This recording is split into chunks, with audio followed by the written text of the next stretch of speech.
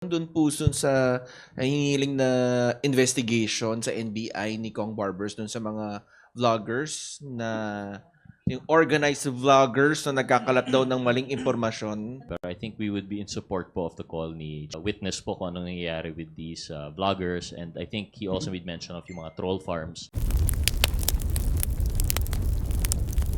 Things other than being President of the Republic of the Philippines. So kindly, would you like to comment on that? Then why didn't she run? If she had it in the bag, she should have... Dapat tumakbo siya. You know, I mean, 2025 na eh. 20, di ba? Ngayon mo pa sasabihin yan. Di sana tumakbo siya. Tsaka yung presidency, dapat para sa kanya yun. Sorry, kasi di ba, I mean, what was that statement for? Then she should have filed to be president, to run for president, but she didn't. She filed to run for vice president. Would you also like to comment on this statement? Yes. I think this is particularly now for the House members. Huwag nila ako i-gaslight into saying na ako ang dahilan ng kaguluhan na ito. Ang kaguluhan na ito ay nagsimula sa terrorism nila, sa harassment nila, sa threats nila sa mga personnel of the Office of the Vice President. I mean, particularly about the Good Government Committee hearing po.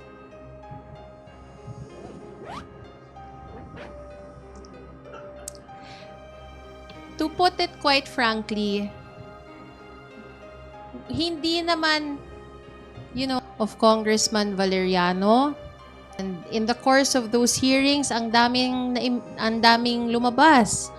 Ang daming acknowledgement receipts, ang daming lumabas na ang dami. Hindi naman, di ba, kami, nagpapagod kami, nagpupuyat kami para silipin yung mga dokumento na yon, para isa-isahin. And ang dami naming nakikita. In fact, marami pa kaming nakita na hindi pa namin na itatanong. So, hindi siya terrorism on our part na we're terrorizing the OVP. Had they answered the questions from the very beginning, then sana tapos na sana yung mga hearings ngayon. Ang problema, they spent so much time not attending the hearings, and now that they are attending, di ba? So, kung sana nung umpisa pa lang pumunta na sila, then sana tapos na, nasagot na sana nila. Yun lang. Well, ganito kasi Maria, no? We're actually what we're trying to exercise here is the mandate of this office. I mean the mandate of the legislature. The only way for us to really find out is to hold these inquiries, no? And to hold anybody accountable. Yun lang man talaga yung pinaka gusto natin mangyari in aid of legislation. Tama po yung sinabi ni Kong Pami na we are not pinpointing directed to the office which he occupies right now, which the Vice President occupies right now. Hindi naman ho natin kasalanan yun, di ba? Sabi nga ni Pami Tadhana, nagkataon po nang naging Vice President siya. So number one, the issue is there. There are so many questions that up to now have not fully answered. There are so many questions and the manner by which these confidential funds were spent. There are questionable ARs to a point that there was a deliberate refusal to attend, to a point of sa palagay ho namin sa committee it's an attempt to that can rectify these wrongs. So ganun lang po. I think we should focus on the issue and not to dwell on and to promote transparency Of TV5. I think the two quotes mentioned were interrelated in the sense na nalilis po yung issue. She's answering the issue by bringing up politics, yung presidency. But I think what we have to note here is that this issue goes way back po, no? Before the Good Government Committee and before people were talking about dahil po ito ay in relation to the presidency, whether 2022 or 2028.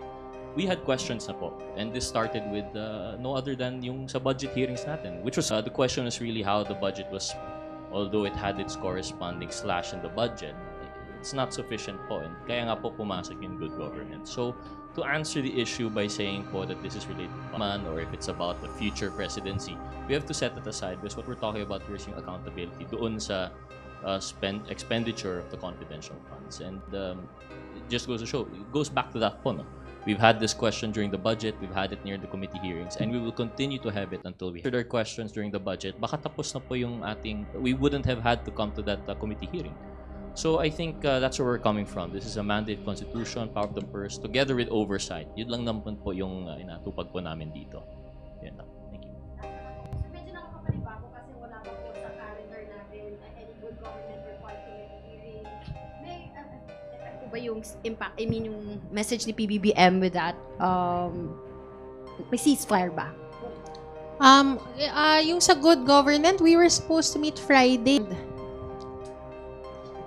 I remember, ako yun, I actually called the chairman na nabanggit nga ng ating vice president na she was going to skip the NBI, yung patawag ng NBI, dahil kailangan niyang pumunta sa hearing. Actually, dapat nung Friday nag-hearing tayo. And then, for sure naman, within the day or tomorrow, maglalabas kami ng schedule. Kasi in the first place, we're not in war with anybody. We are not doing this against anybody. We are actually doing our job. There's a question of accountability. There's the issue on upholding transparency in government affairs. Ito po ay mandato ng legislatura. Ito po ay binigay ng Constitution na dapat, hindi lang mandato, it's an obligation and responsibility. So I don't see why some people look at this as something na giyera. So to me, hindi ho ceasefire. We just do our job. We'll continue to do our job. And wala po kaming ginigera sino man o kanino man. Well, again, in addition to that lang po siguro, Marian, no? Binanggit po earlier, it's related to an earlier question. And I think regardless po no, of ceasefire na sinasabi kung meron man, it's really a matter of consideration for the committee na baka po yung resource persons are still gathering, availability of the congressmen. We've seen as early as Friday last week, as according to Congresswoman Zamora, we were supposed to have a hearing. So tuloy-tuloy naman po talaga. It's just these considerations. But just parang sinasabi, it's an intentional move to cause harm of sorts in parang gera. Like have always been calling, we've always been saying earlier, let's set aside politics po. We're just doing our job here. We're talking about transparency and accountability. So doon lang naman po yung issue natin. Whether or not the scheduling has a problem, I think that's separate naman po. But I do believe from our understanding, tuloy pa rin po yung Quadcom and good government.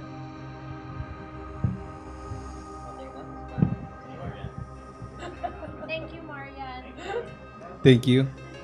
Melalis Moras from PTV4. Speaking of good government hearing lang po, can I just ask yung ano po yung naging basis dun sa pag-release ng release order kay Attorney Zulaika Lopez and moving forward?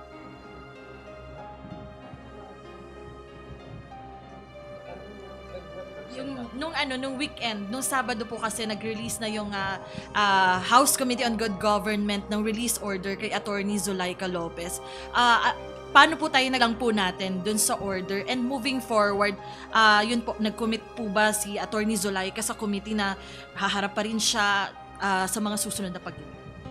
Ang alam ko kasi yung maximum na penalty for the contempt is actually 5 days. No, it was extended for 5 days. And number 2, the consideration also is that yung medical condition ni Attorney Zulaika, she was admitted at the Veterans Medical Center, and prior to her yung pag-discharge sa kanya, I think our Secretary General ang SAA communicated with the doctor, the physician attending Attorney Zulaika, and the decision of the committee was to release her based on the number of days that she was cited under contempt for a detention. So yun po yung naging consideration. Remember yung detention niya she was supposed to be transferred to correctional, but due to medical issues the committee decided to allow her to be admitted at the Veterans Medical Center. But sinabi naman po niya, I guess yung sa sulat niya, sinabi niya she will cooperate should the committee continue on hearing the case of the OVP, DepEd. OVP ba? And DepEd confidential funds. Nag-assure naman siya na she'll be attending the next committee hearings. Opo. So next hearing, Kong Zia, expected natin na harap si Attorney Zulaika Lopez as well as yung apat na naka-firm. Yes, if there's no medical problem or immediate medical attention that she might need, I guess there's no reason for her not to attend. Sorry, baka lang po may info din kayo. Si Mark Taguba po ay pinayagan na ng Bureau of Corrections na manatili nga dito sa House. Ano po yung magiging process doon if we have info? Hanggang kailan po kaya dito siya dito mag-stay? And ano po ba yung process pagka convicted yung nasa mas mahigpit po ba yung security? Kung meron lang po tayong info. Merong request for transfer. Yes. Si Mark Taguba kasi during our last hearing, ito si George can also say something about the request.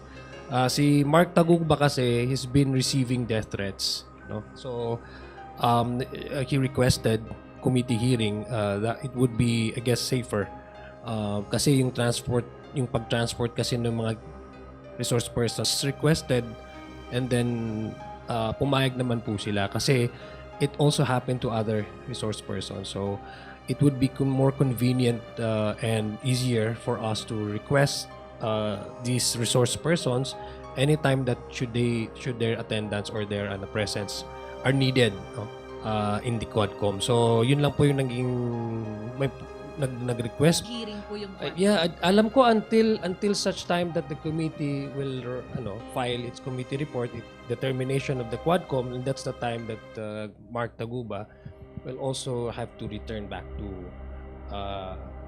where he is prison.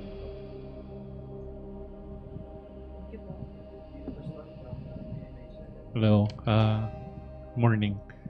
Kongs. I'm Chino from GMA7. I'd just like to ask, while it's clear that yung work of the Quadcom and the other committees on investigating the alleged irregularities may or may not lead to guard against someone that might actually stymie the impeachment process by filing a defective complaint. May mga ganun ba kayong pag-uusap na somebody just file a defective complaint and then it'll be barred for, I think, a year, pagkatapos nun, diba? So, is there safeguards or are there talks about that?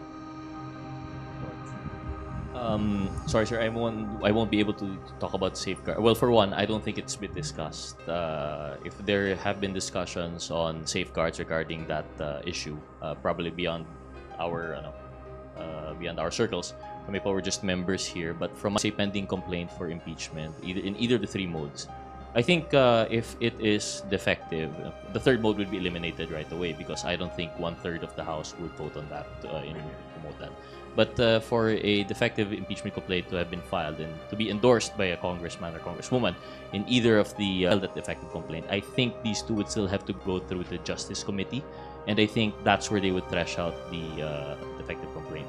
But whether that would trigger the 1-year ban under the Constitution, I'm not too familiar. But I think that's the safeguard in the rules, is that it would be... Sirs, ma'am. Kuha lang po kami ng reaction dun po sa hinihiling na investigation sa NBI ni Kong Barbers dun sa mga vloggers na yung organized vloggers na nagkakalat daw ng maling impormasyon.